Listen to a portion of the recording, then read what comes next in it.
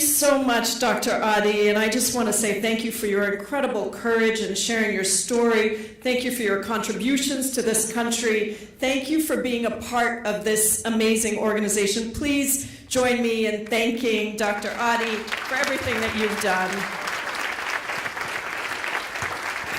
Assalamu alaikum. Okay, I think everyone's got it now. I am just so delighted to be here, and I have to say that I'm so grateful to Muslim advocates, and I'm especially grateful to Farhana Kira, who I met way back in 2003 when I was at Hate Free Zone, and we decided we couldn't get enough attention to the issue, and we decided, thanks to an invitation from Senator Ted Kennedy, that we would do a Justice for All hearing in the United States Senate, but not an official one because they weren't in control. So we had the opportunity to do that, and I got to meet Farhana there, see her brilliance as an aide at that time to Senator Feingold, and I'm not surprised at all to see what you've built here and to see the incredible work that all of you have done in really advocating for individuals who have been hurt, but also turning that into organizing across the country to really build the kind of movement that we need to protect our civil, our immigrant, our human rights, our constitutional rights. So let me just say thank you to all of you so much for your support of this amazing organization, and to the staff and to the people in the room who have been on the front lines. I just want to say a particular appreciation because this has been a really hard time. So before we get into that, please give yourselves a round of applause for everything that you have done.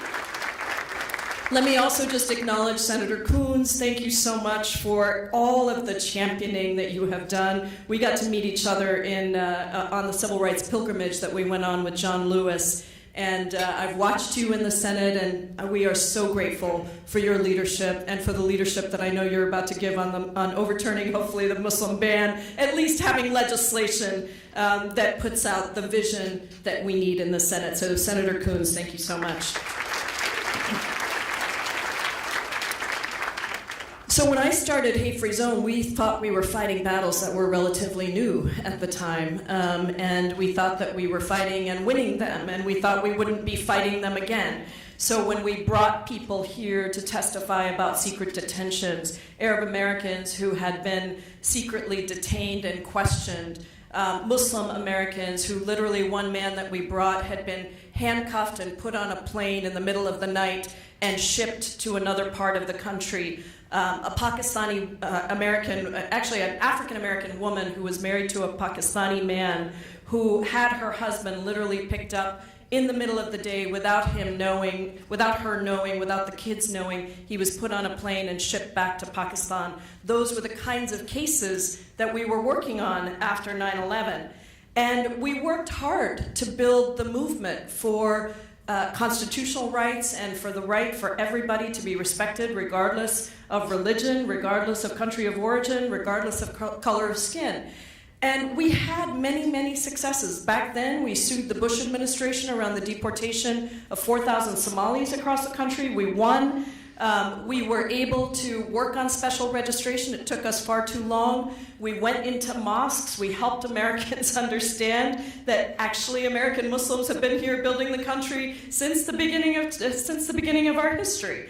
And we did a tremendous amount of work, and it was out of so much of that organizing that organizations like Muslim Advocates came to be. And I'm not sure that we really anticipated that we would be back in this situation again. And I will tell you quite frankly, as a proud Democrat, that there weren't many Democrats standing with us back then. We really had to build that movement.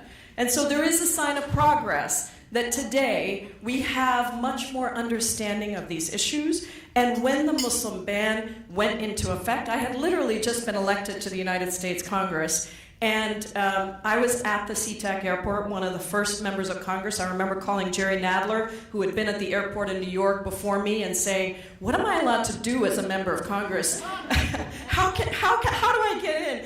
And he said, oh, you just go bang on the doors and insist that they let you in. And I said, oh, that's just like being an advocate. So I know how to do that. I know how to organize. So I was at the SeaTac airport. We managed to get thousands of people out to the airport within just a couple of hours. People were holding signs, and we literally were able to stop a plane from leaving the tarmac with a number of Muslims that were going to be deported. And that was a huge victory.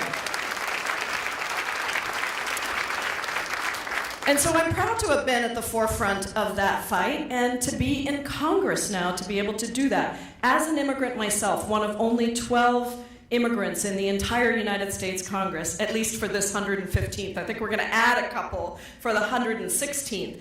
But as an immigrant myself, as somebody who came here by myself when I was 16 years old, and now get to be here in the United States Congress, really fighting for everything that made me want to be a United States citizen to start with.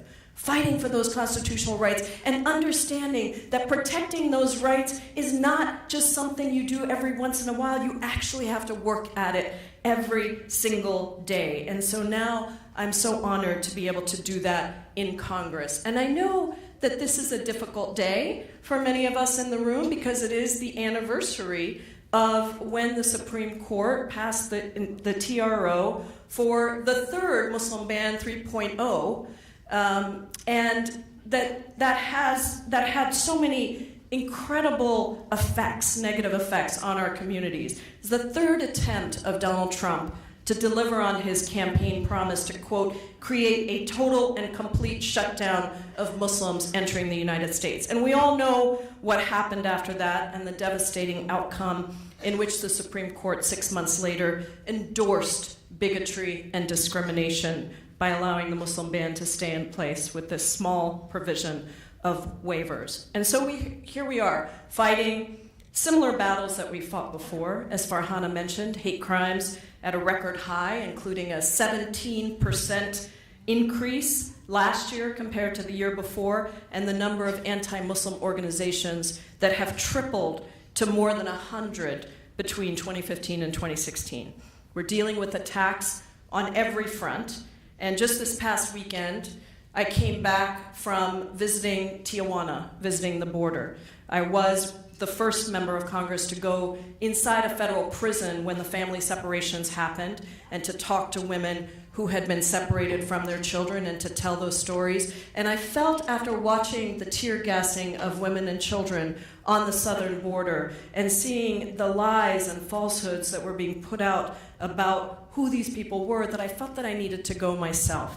And it was heartbreaking to witness the consequences firsthand of the inhumane policies that have completely limited asylum seekers from seeking asylum, a process that we have to continually remind the American people is not just completely legal, but within our own domestic laws and part of the treaties that the United States, human rights treaties that the United States is signatory to. And when I came back into the country on Saturday evening, I observed as 5 desperate asylum seekers, 2 unaccompanied minors, a mother and her 9-year-old child, and a young adult man who had been beaten in Honduras and suffered serious medical conditions, were turned away by CBP. And I intervened, and after many hours and with the help of an incredibly compassionate Border Patrol chief, we were able to get all 5 of them admitted at least to present their cases for asylum.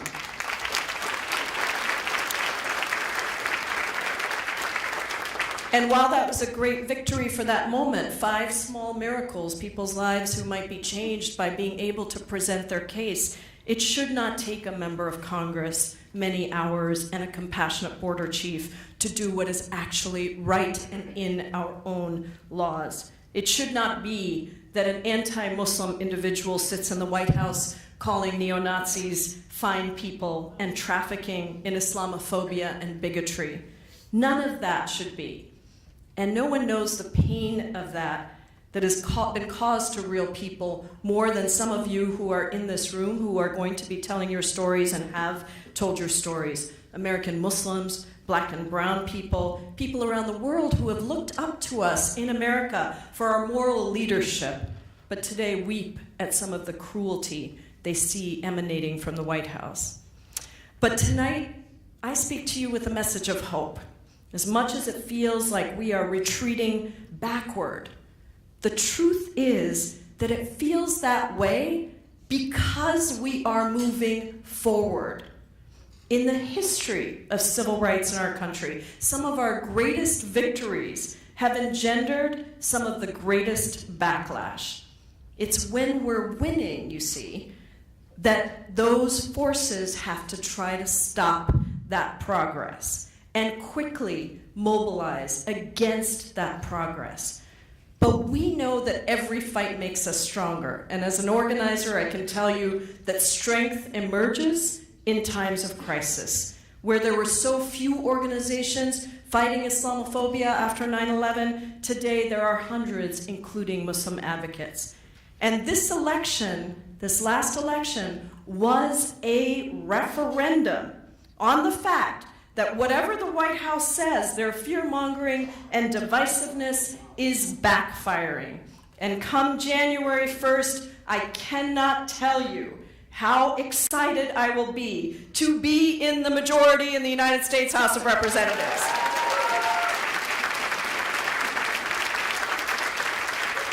I like to joke and say that I've actually never been in the majority, not in my life and not in politics. So this is going to be a really fantastic experience. And look at who we elected. The most diverse, the most progressive House of Representatives in recent history. The first two Muslim American women in the United States Congress, and I'm proud to say that I think I was the first member of Congress to endorse both of them. I've known and worked with both of them, Rashida Tlaib and Ilhan Omar. The first two Native American women in the United States House. The first people of color that Democrats have sent to Congress in many states. And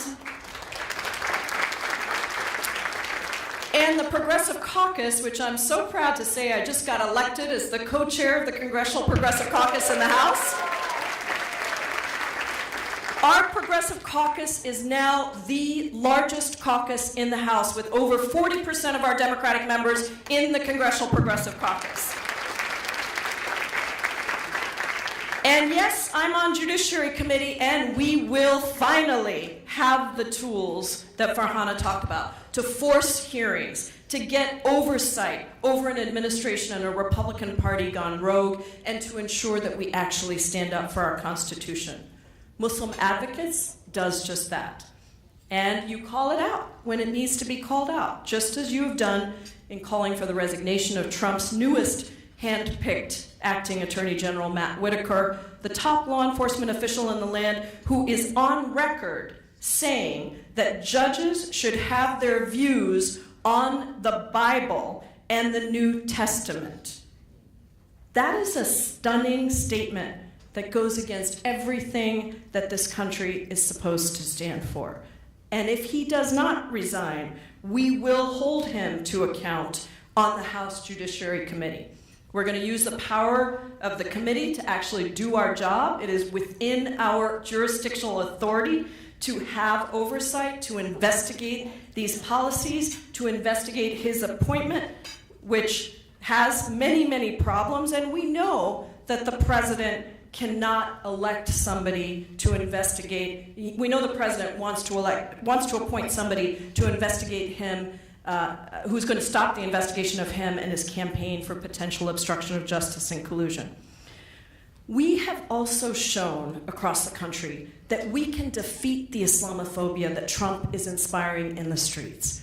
Last year, when the anti-Muslim group Act for America announced its intention to hold the so-called anti-Sharia rallies, we organized right away, worked with my colleagues in Congress to immediately raise the alarm and condemn what they were doing from the steps of the Capitol, and we called the campaign Hate-Free America. They quickly backed down, and in many cities, canceled their nationwide day of planned anti-Muslim events. And that was you. That was all of you in this room that made that happen.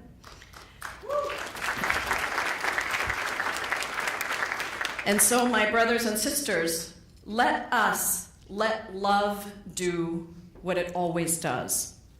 Let us let love win over hate. Let us unlock new powers of resistance and continue to organize and inspire a new generation of leaders. Let us be bold and courageous and not shy away from calling lies lies and never allowing truth to be relative.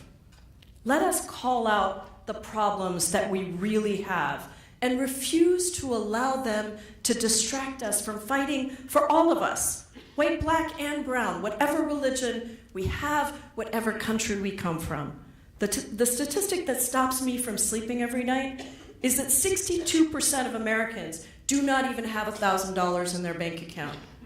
45% don't even have $400 in their bank account to cover an immediate emergency. That means that families across America go to sleep at night wondering how they're going to pay for a car that's broken down, how they're going to take care of an illness, and they certainly should not be worrying that they are going to be afforded their constitutional rights.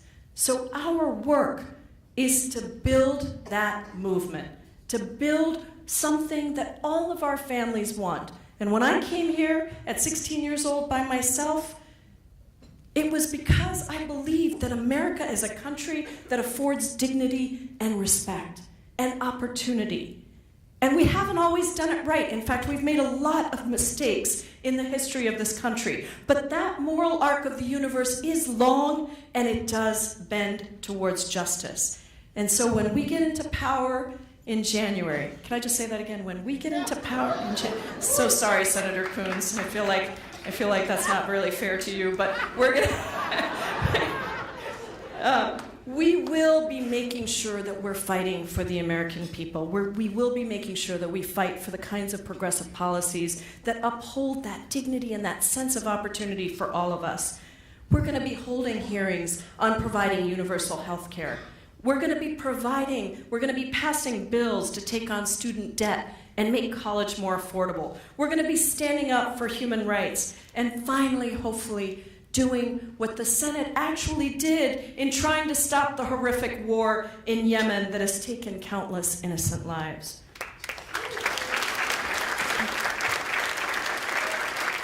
We will be passing a Clean Dream Act and addressing TPS and family separations and working with you all to overturn the Muslim ban with legislation.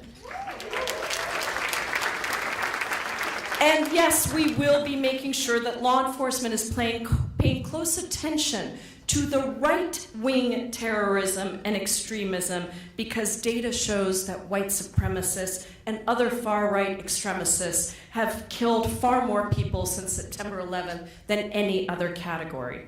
And so we have, you can clap for that, that's fine.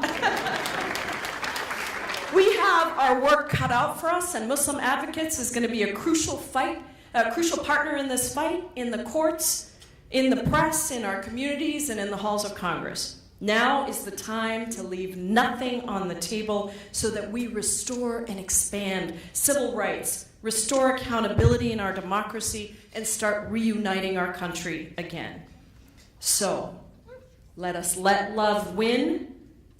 Let us fight these fights in a way that allows us to be who we are and to fight for a positive vision of our future. It was Ella Baker who said that we who believe in freedom can never rest. We can never rest in our fight for generosity and abundance over scarcity and fear. We can never rest in finding the humanity in all of us, the talents and the rich cultural history and experience that each one of us brings to that larger whole tapestry. And let's never stop talking about love, because that is ultimately what makes the world. I was waiting. Makes the world go round. Thank you, Muslim Advocates, so much for having me. Thank you for the work you do. And let's fight and win. Thank you.